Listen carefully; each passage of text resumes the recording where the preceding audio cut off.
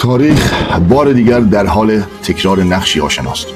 نقشی که در کربلا با خون نوشته شد و امروز با خطوط نامرئی قدرت‌های جهان در حال ترسیم شدن است. اما این بار بازیگران نقش ما هستیم و انتخاب ما سرنوشت این نقشه را رقم خواهد زد. دشمن هنرمند کهنه‌کاری در پرداختن فتنه است. اگر در کربلا فریب با وعده فرماندهی و ترس از شمشیر آمد، امروز با نقاب آزادی و ردای توسعه می آید. روایات از فتنه ای سخن می گویند که چنان شب تاریک بر جانها می نشیند و چراغ تشخیص را خاموش می کند. آیا چراغ تشخیص ما هنوز روشن است؟ در ماه رجب است که نشانه های حتمی ظهور که معصومین فرمودند یکی پس از دیگری خودنمایی می کنند.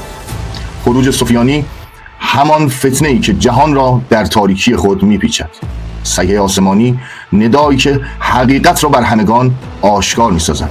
اینها اخبار غیبی نیستند، نقشه راهی هستند که اکنون در برابر چشمان ما گشوده میشود.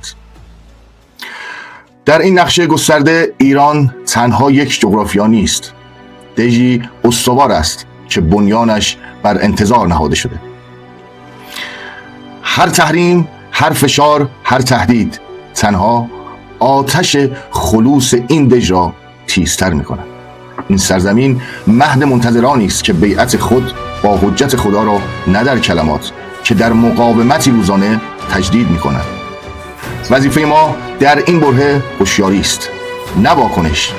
وحدت است، نه تشتت. ایستادگی اخلاقی است، نه تسلیم شرایط.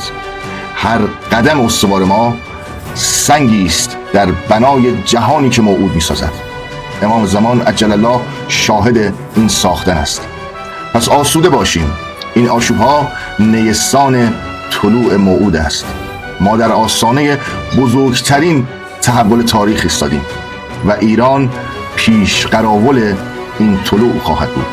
باشد انشالله از سربازان حقیقی آقا امام زمان قبل و بعد از ظهور باشیم.